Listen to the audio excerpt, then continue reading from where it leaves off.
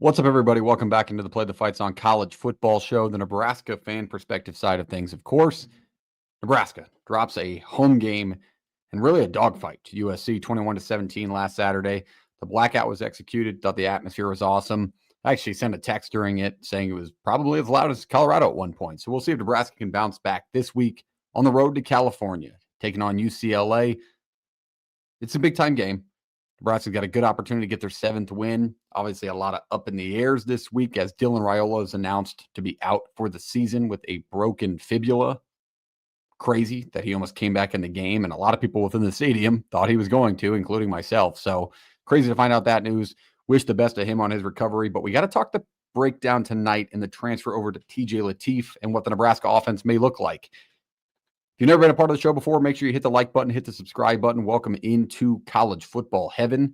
This is Nebraska side of things. We'll do this week to week. I will tell you about the opponent for the coming week. We're going to briefly recap USC or the week before's game. You have your thoughts. You've had your opinion. You've taken it all the media, outlets, highlights, film, whatever your style of fandom is. Hopefully you agree with my opinions. If you don't, drop a comment below. Let me know what your thoughts are on the Nebraska game at this point for this weekend or in the past. It's going to be a lot of fun tonight. We got a big-time game to break down. 8 p.m. Central kick against UCLA. But first, we got to talk USC.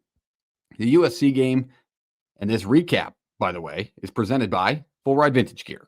Great partner over at Full Ride Vintage Gear. Check them out today, fullridevintagegear.com, and use the code PTFS at checkout for free shipping on the t-shirt you love that you find. It's a Nebraska licensed brand out of Nebraska, so support this brand as much as possible. FullRideVintageGear.com. Check out their designs. They got about 25 to 30 licensed Nebraska t-shirt designs. Use code PTFS at checkout when you find the shirt you love. Shout out FullRideVintageGear.com. With that, the USC game, really what I saw is kind of what we predicted on the show. I had Nebraska losing the football game 27-23, ended up 21-17. You cover the number, I guess, if you want to give 4.5. Definitely cover the number on 6, a part of the show. But Nebraska had their opportunities. I thought it really came down to just simply missed opportunities. You cannot force a turnover to start the second half, get the ball at the 34-yard line, come away with no points and a broken leg on your quarterback. You just can't do things like that and win football games in the Big Ten, especially in modern-day college football. That's putting it very simply. But when you come down, I know there's a lot of people going back and forth with the calls on the ref. And part of me wants to tell Nebraska fans, hey, we got to stop blaming the refs. We're Nebraska. We should just assume it at this point. As much as a crappy response that is as a fan, right? It's just kind of the expectations that's coming along with the program and what the Big Ten referee crews have done for us pretty much the last 5 to 10 years. But it comes down to that missed field goal on the 4th down, right? How different do you operate being down 1 rather than being down 3 on that last drive, no matter who's playing quarterback for you?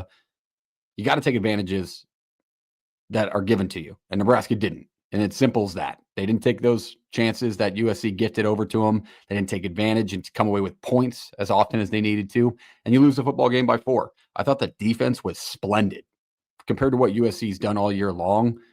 Like, I knew they were going to be better than what USC's put up number-wise, just because that's not the style of football Nebraska plays, but really, really good overall. Nyziah, 9 for 23 for 147 and a pick. Sounds good. And people say, well, he ran the ball pretty effectively. Sort of, I guess. The one touchdown run was belligerently terrible linebacking play and run fits, but it was not anything close to what Lincoln Riley wants to be at USC outside of the win, which sounds like a moral victory, but they played their ass off. And they really, if I were to tell you, hey, USC is going to put up 21 points this weekend, that's it, not a point more, you'd be like, man, we should win the game. We should have, but we didn't. Here we are. So we got to move on, go into the UCLA game. But the Dylan to TJ move obviously is a massive thing. I hope Dylan gets better. He is the captain of that offense. He's big within the team. It's a kid that I trust wholeheartedly and threw probably one of the best passes in college football this season to start the USC game with that touchdown pass to Dane Key. A little underrated there. What a ball. And what a catch by Dane Key. But I'm not really scared of the TJ move, to be honest with you. Emmett Johnson's the man. Another takeaway. My good God. Leads the Big Ten in rushing now. Over 1,000 yards already on the year with 3 to play. It's been a while since Nebraska's had something like that, and he's a hell of a running back. Unbelievable again on Saturday. The one fault I will say in our defense, even though they played incredibly well, linebackers still are slow moving, man. I get they're young and the D-line's young, and we got some good pressure on Jaden Maeva, but those linebackers, they get beat pretty consistently, and when a guard pulls, very often does our linebacker win that battle. So our linebacking crew's got to step up. They're talented. Vincent Shavers Jr., incredibly talented. He's got another level in him. I know that for sure. But it's tough, and they're young, and they'll get bigger, and they'll get better, and they'll get faster. But it's a massive weakness on Nebraska's defense right now that's kind of going untalked about. Linebackers got to get a little bit better, as I talked about in last week's preview. Let's leave the USC game there. It's done. It's over with. Kaput. We're going to get a new look Nebraska offense this week. Hopefully the defense can do enough just like that again, especially with the game plan and what I'll go into on UCLA. Make sure you smash the subscribe button, hit the like button if you're just joining us, if you fast forwarded to this point in the video, if you're a UCLA fan. I like UCLA. I like them as a brand.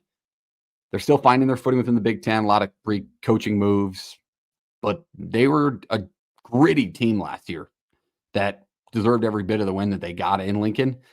But a good program and a fun program and brand overall for the Big Ten to have. Let's go into the UCLA preview. The UCLA preview is, of course, presented by our great partner over at No Rivals, shopnorivals.com. Use the code PTFS at checkout for free shipping on the best hats in collegiate sports. Obviously, I got one on right now. The helmet cap, check them out today. Use the code PTFS for free shipping on your order at shopnorivals.com. Check out all their new designs. They got some non-red and black designs if you want to be a little different, if you don't want it to be suited towards Nebraska football, just the state in general, check them out. And if you're a UCLA fan, give them a look as well. I can't remember off the top of my head if they have UCLA, but check it out today. And if they don't, request a team under the teams tab. Awesome hats, awesome designs, the best hats in college sports. And you get free shipping with code PTFS at shopnorivals.com. Shout out the team at No Rivals. All right, UCLA, the UCLA game, very important for Nebraska. Another look at a new system and new quarterback for Nebraska fans. Some of you have been begging for it, and here you go. I think last week they kind of limited the playbook for TJ when he came in the game against USC. We'll really see what they can do. I think a one added benefit, UCLA is coming off of a bye, so they had 2 weeks to prepare for Nebraska. Those 2 weeks kind of got knocked down to one when you think you're preparing for a pocket presence like Dylan Raiola and you get the leg advantage of TJ Lateef. So it's really a moot point of your bye week. They got a chance to get healthy, although they really weren't struggling on that front when it came to injuries in the first place. But a week of rest is always a benefit, but the preparation film-wise and scouting-wise kind of got tagged a little bit with the quarterback injury. So we'll see what that offers into the game. Overall, all-time series against the Bruins, 7-7. Last win, of course, was the 5-7 Nebraska Cornhuskers taking down UCLA in the 2015 Foster Farms Bowl. Back with the Tommy Armstrong days. That was a long time ago, but damn, that was one of our last bowl games before last season. So how long ago could it actually be? Garbers took advantage of a shaky Nebraska defense last year. Is that easy to say or even to say on the day that they showed up? UCLA came into Lincoln last year, won 27-20 as a 10-point underdog, and it was probably one of the worst feeling games as a Husker fan last year. So here's a chance to get right back at them here in California this weekend. 3-5 overall, stand the Bruins. They're 3-2 in the Big Ten. Their losses came against Utah, UNLV, New Mexico, at Northwestern, and of course at Indiana just 2 weeks ago. The wins, however, Penn State is on that list of wins. Really the start of the James Franklin very fast downturn at Penn State. But they've got a couple of good wins. They beat Maryland in a tight late game, just like Nebraska did. And it's a team that's got talent and is kind of playing free right now. So a lot on the line this weekend. We'll see what UCLA team turns out, because the last time they played, they got beat 56-6. But they've got talent, and they've got a little uncertainty around the program that maybe benefits them in the long run. But we'll see. Overall, 7-7. Someone's got to take the lead in the series this weekend. Their interim head coach, I should say, Tim Skipper, stepped in for Deshaun Foster back in September of this year, back on September 14th to be exact. Used to be the special assistant to Deshaun Foster before he was hired as the interim when they dismissed Foster. after a rough start to the season. UCLA looked atrocious towards the start of the season. Really picked it up because I don't think people expected them to be as bad as they were. And here comes the talent. Here comes Nico Maliava. And Tim Skipper's got these guys playing with a little bit of a chip on their shoulder, and they're playing significantly better, as the majority of teams are later in the year. But they're playing damn good football right now. And so Nebraska's got their hands full this weekend. A little bit of the past on Skipper. 2024 is the interim head coach at Fresno State. He's been in this interim spot before, just a season ago. 22 and 23 was a linebacker / assistant head coach at Fresno State. And prior to that, he was the linebackers and assistant head coach at Central Michigan and the linebackers coach in general at Central Michigan the year before, back in 2020. So really been around a lot of defenses, it seems, and with the associate head coach title at his last couple of programs, has coached running backs somewhere within his past. I will say this about Skipper after watching his press conferences, both the Nebraska one, which for some reason was on Zoom. I don't know if that's a UCLA thing, but was on Zoom. Just a really happy-go-lucky guy, like a guy you would really feel good about grabbing a beer with. Like, he just seems like he's aware of the situation or the dumpster fire he had to take over, and he's making the best of it. And you can just tell he's a likable guy listening to him in press conferences. I got to tell you, I watched the post-Indiana press conference. They got beat 56-6. If a coach didn't look like he wanted to die, Nebraska fans would have an absolute fit. Skipper looked like he was about to grab a drink and head to a water park with his kids. I mean, just in the best mood I've ever seen somebody. It was unbelievable, but that's a credit to him as a character, I guess. It just looks like he's a hell of a dude. And he's got this program feeling way better than they did after the Deshaun Foster firing just a few weeks ago. Let's talk about their offense. Their offense overall, 13th overall offense within the Big Ten at 18 teams, so nothing to scare you there. 20.4 points per game, 160 on the ground per game, which is fairly good, and 183 through the air, which kind of evens that out. It's not a scary offense. They haven't jumped off the page. Granted, towards the beginning of the season, these stats have a skew, and over the last few weeks, things have drastically improved. I mean, they put up 43 points against a Penn State team who at the time wasn't doing that to anybody, right? And had Jim Knowles as their defensive coordinator. What happened that game? Well, they got the quarterback run going, which Nebraska's got to avoid this weekend. I think you're going to see a lot of spread them out. You're going to see a lot of shotgun looks, pistol offset shotgun looks, even when they're running the ball. They want to get guys in open space, and they want to extend plays often.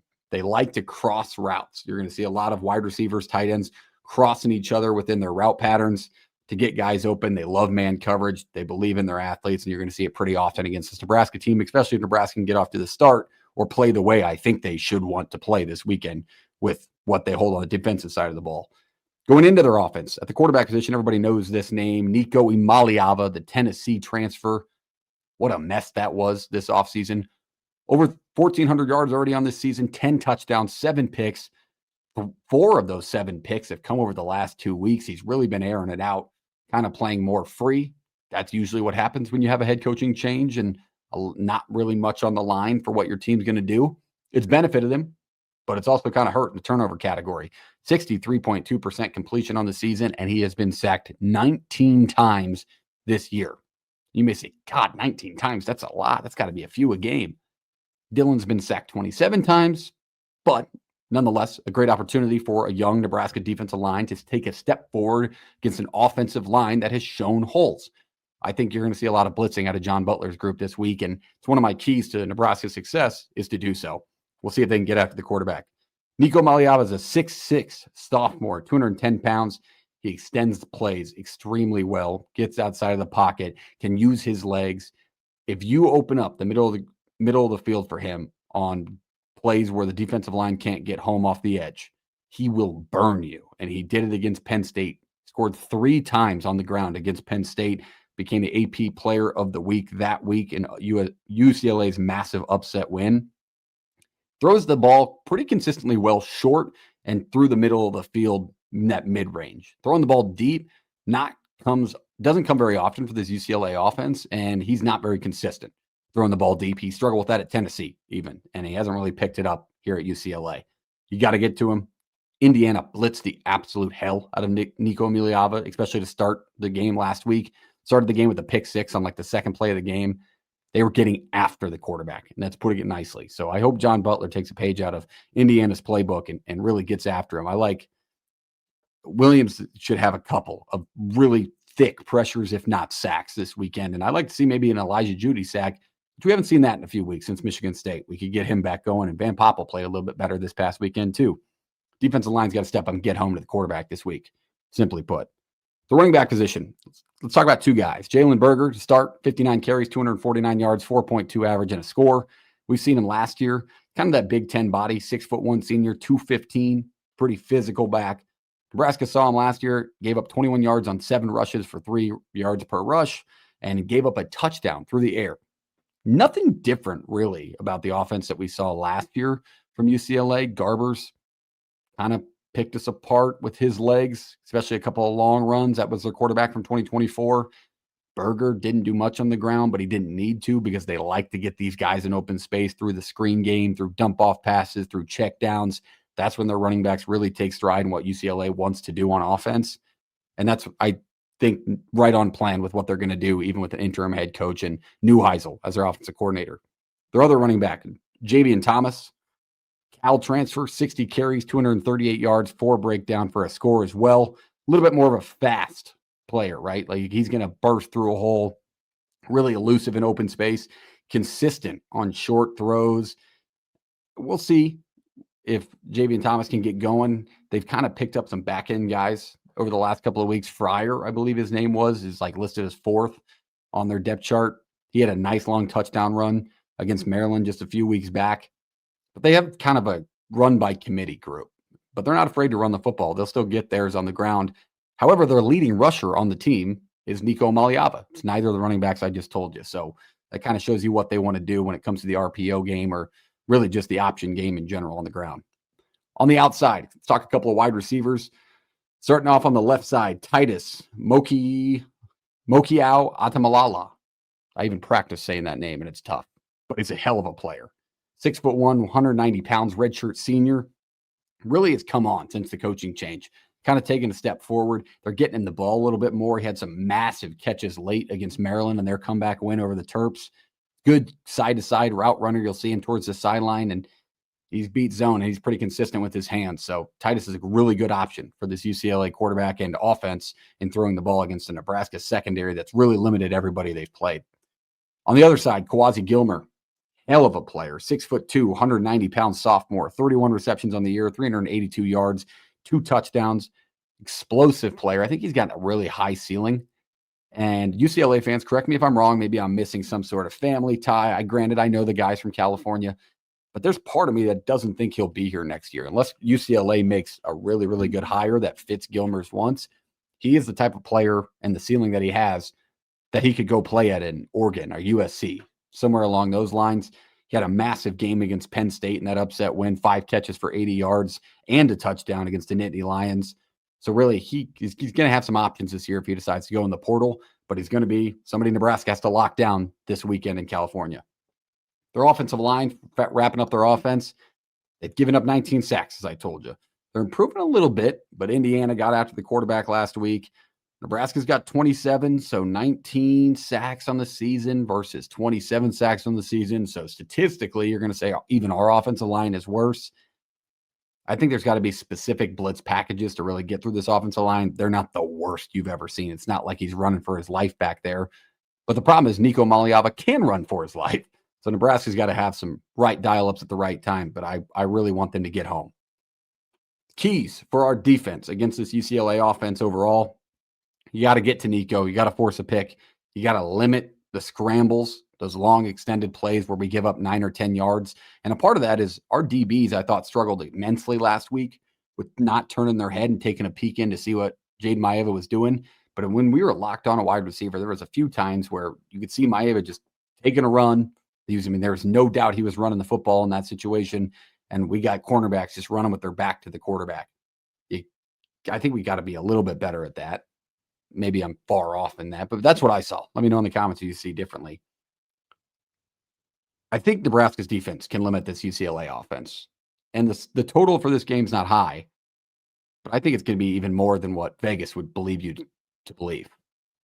I like Nebraska's defense in this matchup. I truly do. I think they got to limit the quarterback run, but they've done it, and they've done enough against quarterbacks that can run to win games before. Aiden Childs, Nico Maliava doesn't scare me as a runner as much as Brendan Sorsby would, right? So we can do enough to win the football game in this situation. On their defense, let's flip sides of the ball. Let's talk about their defense. We want to remind you right now, take a break, take a breather, drop your score prediction before we get to mine for the game. If you hit it on the nose, you get a free No Rivals cap on Play the Fight Song. So you can get one of these beautiful caps. It can be UCLA, it can be Nebraska, it can be Sam Houston, whatever team you want, whatever hat you want from shopnorivals.com is on Play the Fight Song if you comment below and hit your score prediction on the head. So do that today. Their defense overall. I don't know how to say this in a nice way. UCLA fans tell me, you got it wrong. This is different. This is different. Here's what I see. And it's what I saw on film. It's what I see statistically. So it's what I'm going to take away and built my expectations off of, right? It's the fourth worst defense in the Big Ten. They're giving up 31 points per game, 102nd in the country that ranks. They're giving up 195 yards on the ground a game. That is one of the worst in the country, the worst in the Big Ten. 195 yards on the ground per game. And they've only posted 6 sacks on the season. That's the least in college football of any program. They've only sacked the quarterback 6 times. And they bring 3 often. With that said, if you can't see, if you're listening on podcasts, my eyes are getting a little bit wider as I read these stats off. Because let me reiterate here, a 195 yards on the ground a game. Yes, I know. It's been better as of late. Hasn't been great, but it's been better.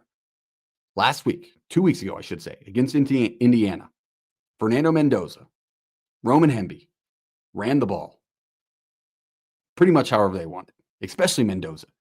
Extending plays, Mendoza getting outside the pocket for Indiana and taking off, killed UCLA. Nebraska's true freshman quarterback. What does he do extremely well? He runs the football extremely well. Good news. Start putting the puzzle together, Husker fans.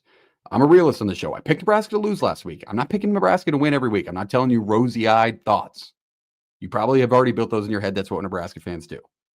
But I try and be as realistic as possible. This is a great opportunity from what's on paper for this UCLA defense for Nebraska to do what Nebraska should do and what all the old heads want Nebraska to do and what Nebraska used to do great. How many times can I say that? A little tongue twister there. TJ Lateef aside, Nebraska should put up 30 points against this defense. No doubt in my mind. You're going to see a 4-3 or 3-4 multiple look majority of the time from this UCLA defense. I think you're going to expect more pressure this week than what maybe they've done throughout the entire season just with having a true freshman at quarterback.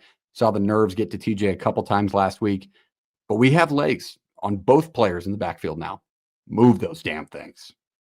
I think Nebraska should run it 45 times. I think it should be a Northwestern level of running, a David Braun level of running style. Should be 10 to TJ, 25 to EJ, 10 to Barney off the edge. Give it to Key on the sweep. Run the damn ball. Because this UCLA defense struggles with arm tackles in open space when you get guys on the edge. When you get past that first wave of dudes, they get to the second level of the defense. UCLA throws arm tackles out there. They get missed, and they get missed often. And that's when they get beat with big run, big plays.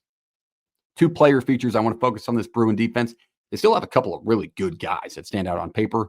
One of them, John Vaughns, very good player, 6'1", 225 pounds, linebacking senior. 3rd overall in the Big Ten in total tackles out of every defensive player in the Big Ten. He ranks 3rd. He's got 79 of them on the season. He's a leader of this defense, really picking up in the last few weeks. He has great closing speed. He's a big-time body. Also pitches at UCLA, dual sport athlete at a Power 4 school, which usually speaks to the credibility of your athletic ability. And it definitely does. And it applies for John. He can throw the damn ball hard on the mound, and he's a hell of a football player that's really picking up on the back half of the season. On the other side, in the defensive backside, Key Lawrence, another leader on this defense, 6'1", 200-pound senior out of Nashville, Tennessee.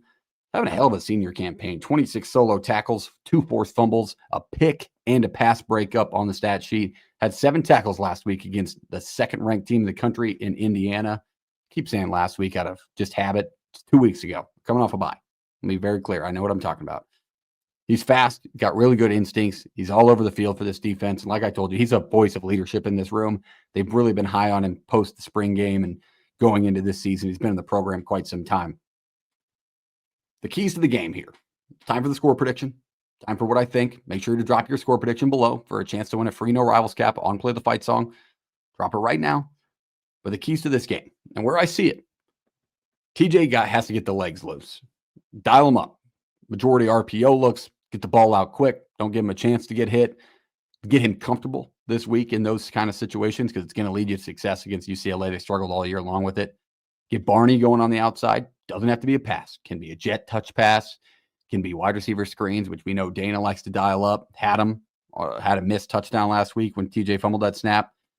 Told you about how they tackle with their arms in open space. Use that as your benefit, especially if you're EJ and you break tackles the way that you do. I do not like this UCLA defense at all. And that's in favor of Nebraska. I'm not saying like I don't like the matchup. Love the matchup, actually. But they have been better on third down.